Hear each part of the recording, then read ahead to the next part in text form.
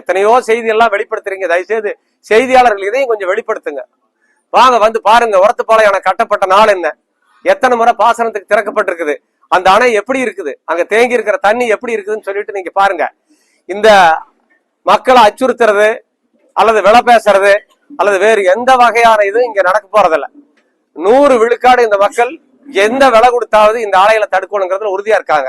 அவங்க அப்படித்தான் எங்கிட்ட வாக்குறுதி கொடுத்திருக்காங்க. அது சரிதானே ராஜேந்தர்? ஆமா.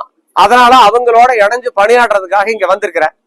இப்ப அறிவிக்கிறது என்னன்னா, இந்த பகுதியில எந்த காரணம் கொண்டு சாயப்பட்டறை வராது, வரக்கூடாது, வருவதை இந்த மக்கள் அனுமதிக்க மாட்டார்கள். அதற்கு நாங்களும் அவர்களோடு துணை நிற்போம்.